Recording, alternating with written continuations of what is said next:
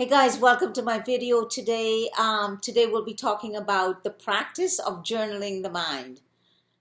I really am going to get into why do you want to journal the mind? What can it do for you in your life? How is journaling the mind one of the most powerful practices that you could take on that will really give you the life that you want? And we'll talk about that in this video today. My name is Indira. I'm the author of the book, You, a Spiritual Being on a Spiritual Journey, a New Paradigm for Living Life. I'm the founder of the practice of connecting, and I'm a coach where I guide people to connect to the self through my four-step method of connect, listen, trust, and act. What I'm here for is for you to have the life that you want. So let's begin. Journaling the mind. Now, many of you may already be familiar with people talking about journaling the mind. But what I want to say to you is that how I'm saying journal the mind is different from just journaling the mind. So let me get into it. See, in the practice of connecting, journaling the mind has a very different intention to it.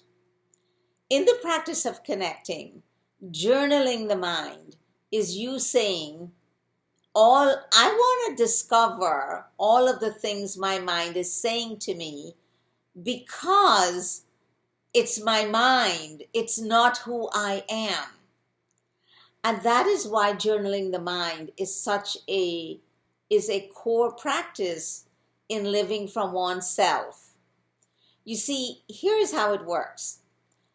The mind is always telling us something about some situation that's happening in our life. We might know that by now, right? But knowing it is just conceptual. It doesn't change anything. So you know it. So what? If you're not going to really look at what your mind is saying to you, then your mind is still saying it to you. And then you're dealing with the same issues over and over and over again. So journaling in the mind is saying, look, I'm going to sit down and I am literally going to write down whatever my mind is saying to me about this particular situation. I want you to understand, I'm not saying journaling your mind like, what do you feel? What do you think? How do you feel today? I'm not talking about that. I'm talking about you literally cannot tolerate the person you're married to. And you are literally going insane, and you are now going to journal your mind. So you're going to journal your mind about what is your mind saying to you about the situation? What is the mind saying to you about this person? What is your mind saying to you about how you feel about what's going on? Now, guys, listen. Let's say that one situation. You could literally write 100 pages of what the mind is saying to you. And yes, why not? Why not write 100 pages of what the mind is saying to you? See, the purpose of journaling the mind is to really get a sense of the scope, of the depth, of the breadth, of how strong and controlling your mind is about whatever you're writing about. That's really why you're journaling the mind. And all of the things it's going to tell you. You might start with this relationship, right? This, what I just said. And you might end up when you were a kid and something your sibling did to you.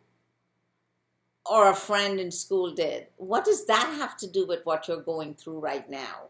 But the point is, journaling the mind is you saying, all of these things that I'm writing down has nothing to do with what I'm dealing with in the situation. It is what my mind is telling me to feel, to think, to believe. It is my reality. And that is why journaling the mind is so powerful. Because until you get to see that reality that your mind is playing out as real, you are not free from that reality. You are living that reality like it's true. Listen, people get divorced. People change jobs. People don't talk to their family for years. People, I don't know,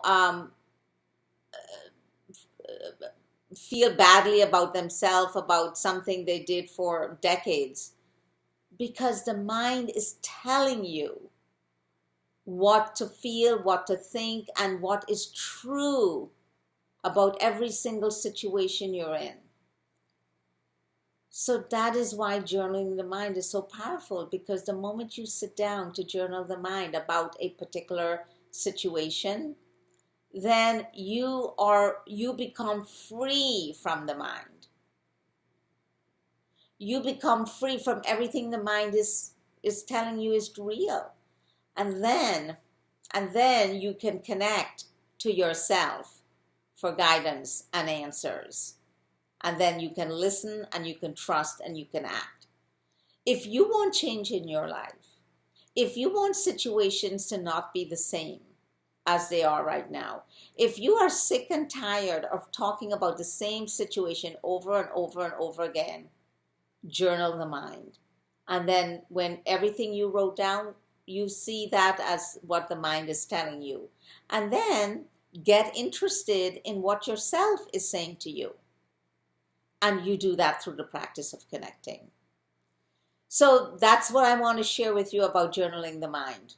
So thank you for listening. I really look forward to seeing your comments and sharing with me what you're getting out of the video. And we'll talk again soon.